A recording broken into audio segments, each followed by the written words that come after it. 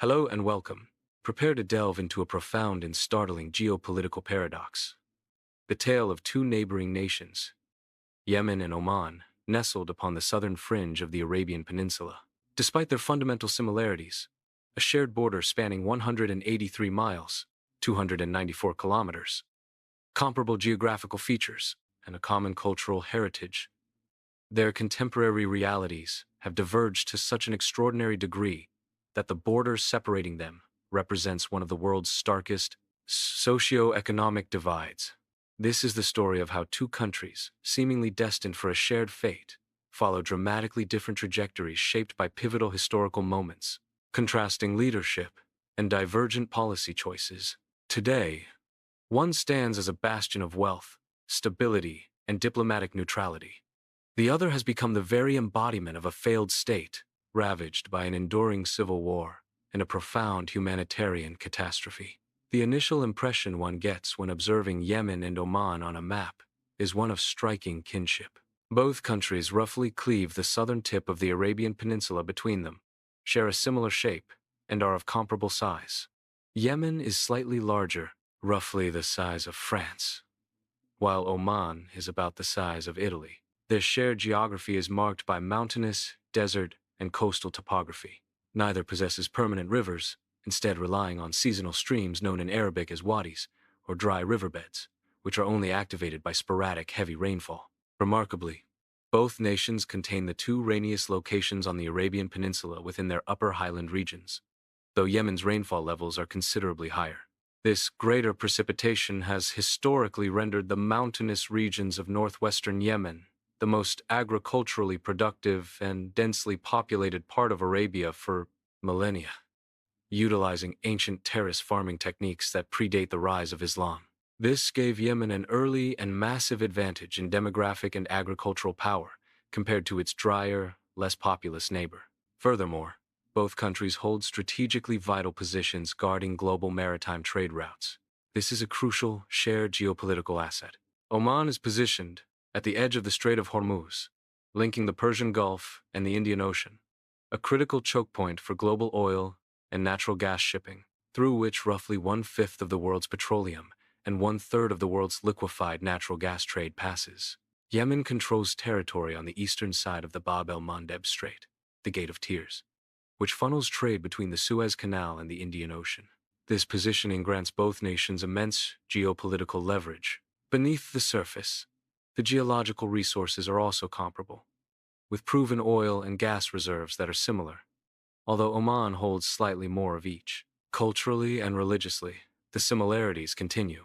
Both populations are overwhelmingly ethnic Arabs, sharing a common language and culture, and the Islamic faith is dominant. Sunni Islam is the most widespread branch in both, although Yemen is home to a significant Zaydi Shia minority, and Oman is traditionally ruled by an important Ibadi minority, a distinct branch of Islam. This minority status of the Ibadi community would ironically foster a culture of tolerance and neutrality in Oman, an early, subtle divergence from Yemen's internal sectarian tensions.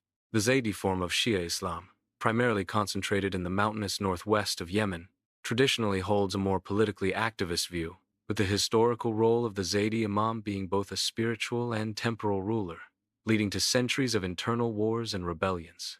The Ibadi community in Oman, conversely, adopted a less interventionist and more commercially focused approach, favoring internal stability and trade neutrality. Yet, despite this litany of similarities, the realities across their shared border could not be more polarized.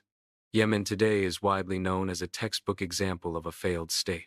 It has been locked in a devastating civil war since 2014, a conflict that has caused the deaths of hundreds of thousands of people and shows no immediate sign of ending. The United Nations described Yemen in early 2024 as experiencing one of the world's worst humanitarian disasters. As of November 2025, the situation remains dire. Millions are forcibly displaced, and a joint report by the Food and Agriculture Organization and the World Food Program warns that Yemen faces an imminent risk of catastrophic hunger conditions, ranking it among the 6 countries of highest global concern. The overwhelming majority of the population, an estimated 80%, or approximately 29 million people, requires some form of humanitarian assistance, and the health system has largely collapsed, leading to widespread outbreaks of preventable diseases like cholera. Functionally, Yemen has fractured into a geographical expression, with its territory divided among various factions and warlords. The Houthis, a Zaidi Shia political religious movement who control most of the population centers, are internationally recognized as terrorist organizations by nations, including Saudi Arabia, the United Arab Emirates, Malaysia, and the United States. Al-Qaeda, in the Arabian Peninsula, also controls significant territory in the remote east. This profound instability is reflected in the Human Development Index, a composite score measuring per capita income, access to education, and healthcare. Yemen's 2023 Human Development Index score was an abysmal $0.424, the eighth lowest in the world and the lowest outside of sub-Saharan Africa, a score roughly equivalent to Mali. Furthermore, Yemen ranked as the fifth most corrupt country in the world on the 2023 Corruption Perceptions Index, indicating systemic institutional breakdown and the complete failure of public services. A short distance across the 183-mile border, Oman presents a radically different picture. Oman has enjoyed decades of peace, having not seen a war fought on its territory since the 1972. Its 2023 Human Development Index score was an impressive $0.819, a chasm of $0.395 basis points wider than Yemen's. This disparity represents the second largest Human Development Index gap across any two adjacent borders in the world. Oman's nominal gross domestic product per capita is a staggering 34 times higher than Yemen's, placing it at a level roughly equivalent to Hungary, while Yemen's is among the lowest in the world. Oman's corruption perception score is comparable to Italy's, a stark contrast to Yemen's near-bottom ranking. Oman is a stable, prosperous, wealthy, and healthy nation, ruled by an absolute monarchy. This stability has enabled it to attract massive international investment, such as the multi-billion-dollar China-Oman Industrial Park at the Duqm Special Economic Zone, highlighting global confidence in its governing structure. A critical, yet often overlooked, factor in this economic disparity is demography. Yemen's current population of nearly 35 million people is roughly 7 times the size of Oman's fewer than 5 million. While the two nations have similar oil and gas reserves, those resources were destined to go vastly further in benefiting Oman's much smaller population base than Yemen's. This per capita wealth distribution problem is exacerbated by Yemen's extremely high fertility rates, which are among the highest in the Middle East. This demographic pressure is projected to intensify dramatically. Oman's total projected population by 2050 is about 6 million, while Yemen's is projected to reach a staggering 60 million. This means Yemen's limited resources in agricultural land will be spread far more thinly, creating a compounding crisis of poverty and scarcity, severely challenging any future recovery and placing immense strain on already failing social services.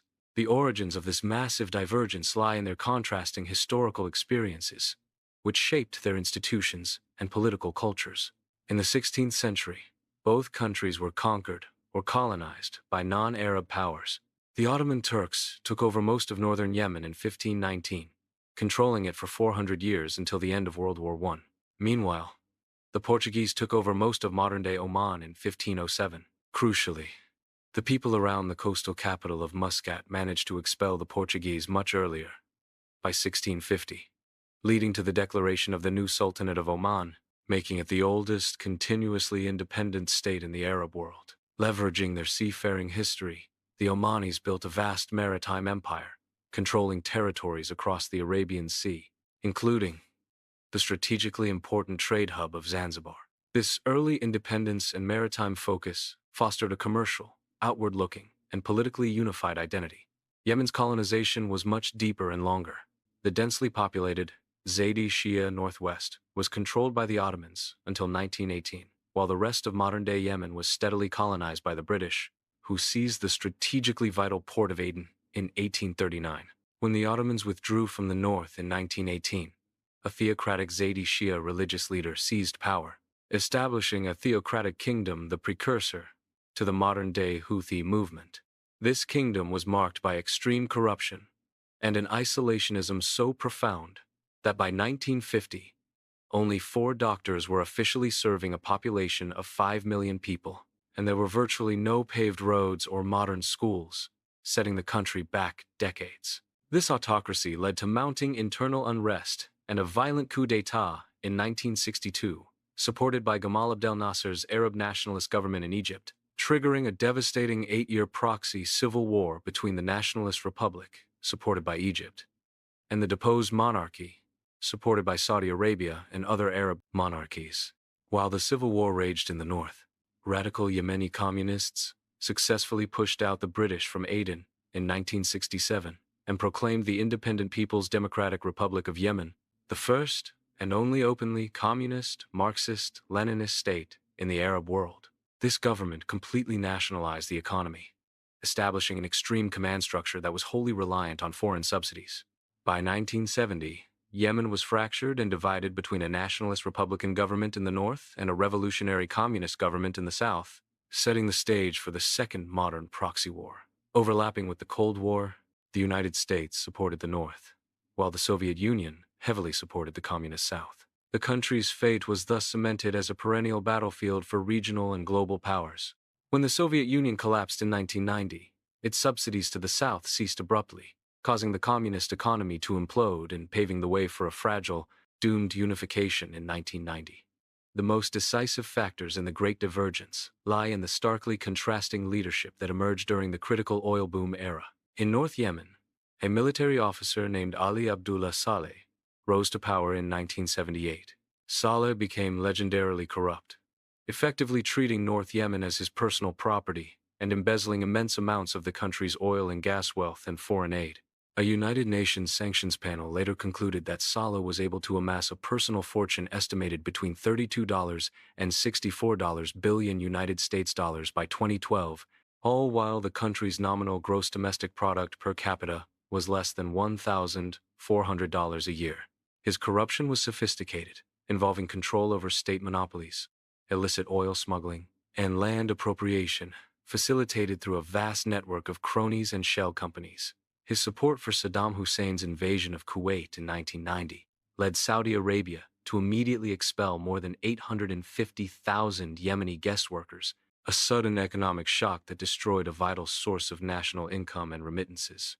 His use of proto-terrorist groups to suppress the 1994 Southern Rebellion further destabilized the country, eventually leading to the formation of Al-Qaeda in the Arabian Peninsula.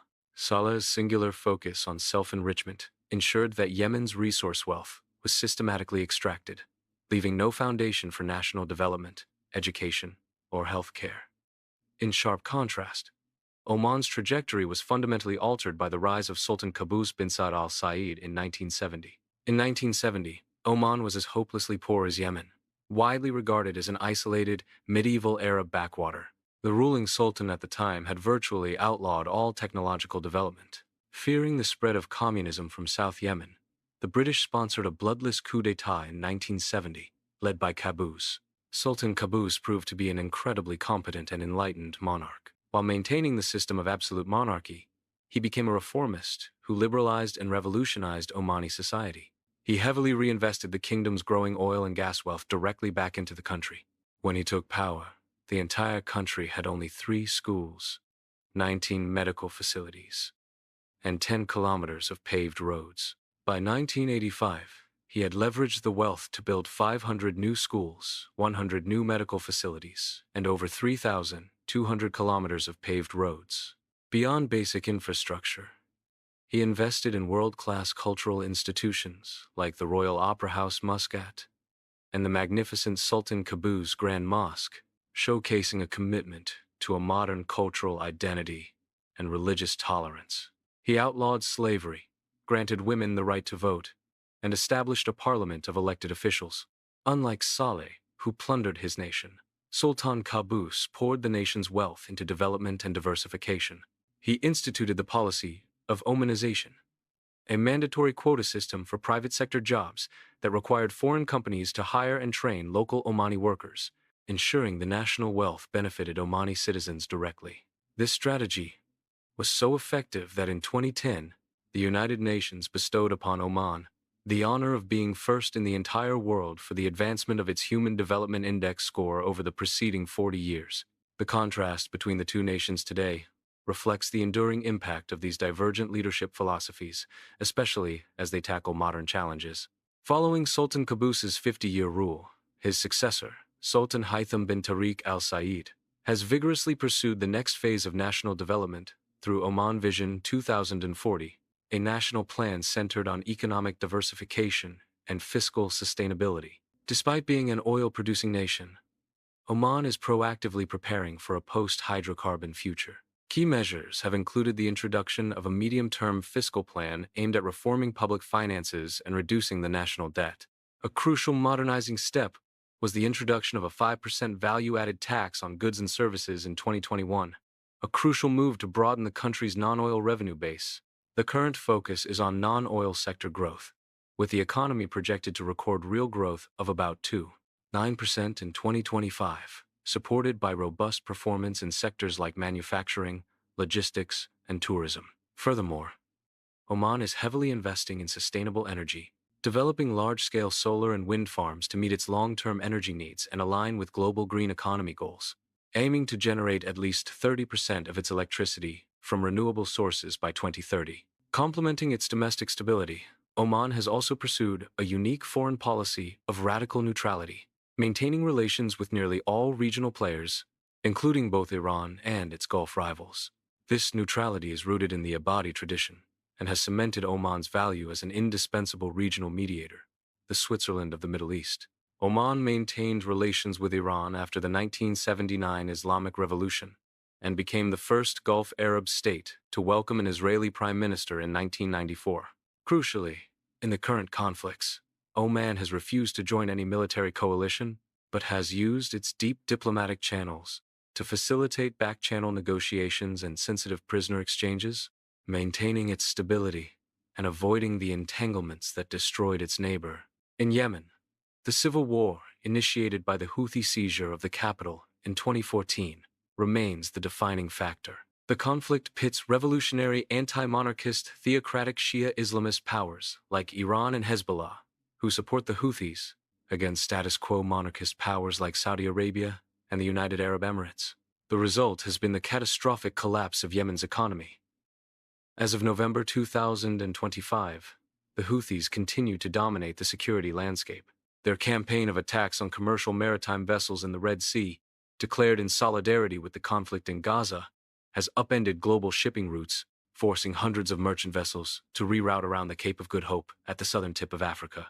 This rerouting adds an extra 7 to 20 days to transit times and increases fuel costs by an estimated $1 million United States dollars per vessel, severely impacting European and Asian supply chains and causing traffic through the Suez Canal to decrease by roughly 50%. The Houthi military capacity has grown. Despite the efforts of Operation Prosperity Guardian, the multinational coalition formed to protect shipping. The Houthis view these attacks as a core part of their anti-Western, anti-monarchist ideology, and the crisis has significantly boosted their domestic legitimacy and recruitment. Crucially, the Houthis have increasingly weaponized humanitarian aid and political stability. In late 2025, the Houthi leadership arbitrarily detained dozens of locally hired United Nations employees, accusing them of spying for Israel and the United States. As of mid-November 2025, a total of 59 United Nations personnel remain detained. This systemic constriction of the humanitarian operating environment, coupled with drastic funding cuts that have forced aid agencies to scale back life-saving programs, directly exacerbates the suffering of the population and deepens the ongoing crisis of catastrophic hunger, further illustrating the breakdown of state functionality and adherence to international norms. A final, critical divergence lies in the use of agricultural resources and water, a resource that is precious everywhere in the Arabian Peninsula. While Yemen has the most agriculturally productive land on the Arabian Peninsula, this asset has been systematically destroyed by the decades-long proliferation of khat, also spelled khat. Khat is a mildly narcotic plant whose leaves release natural stimulants when chewed.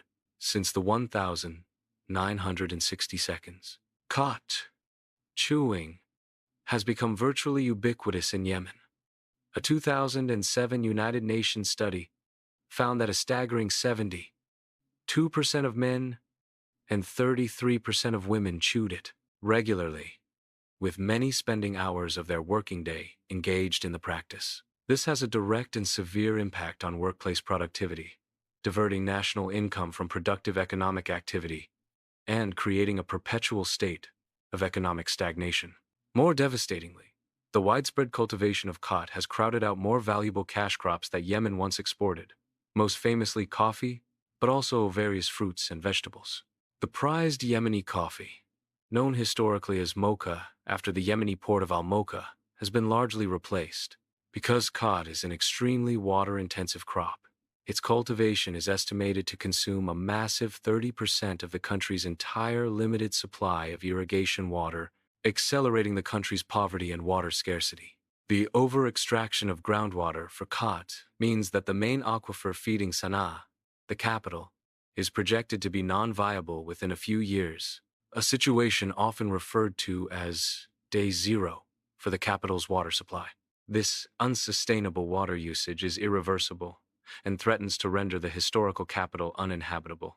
In stark contrast, chewing and smuggling are severely illegal in nearby Arab states, including Oman, where smuggling is punishable by the death penalty. Consequently, the severe economic, health, and environmental effects associated with khat are almost completely absent in Oman.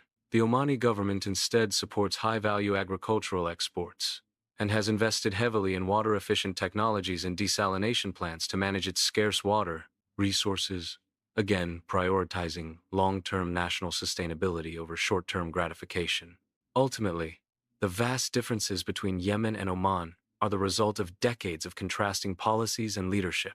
While Sultan Qaboos adopted a strategy of rapid reinvestment, modernization, religious tolerance, and radical neutrality, Ali Abdullah Saleh pursued self-enrichment, corruption, and interventionist policies that entangled Yemen in international conflicts and internal strife. The narrative of these two neighbors, one a wealthy, stable bastion of diplomacy and economic diversification under Oman Vision 2040, the other, a shattered landscape of proxy wars and a humanitarian disaster compounded by the political crisis of late 2025, serves as a powerful, real-world lesson in how the quality of governance and the choices of national strategy can utterly transform the destiny of nations, regardless of their starting position on the map. It would take a massive shift in Yemen's leadership and fortunes to bring about true change, a shift that does not appear to be on the immediate horizon, signaling a likely further widening of the starkest socio-economic divide on the Arabian Peninsula. Please write in the comments, what surprised you the most in this video? Give a like and subscribe to the channel. Many more interesting, shocking, and informative videos are coming up.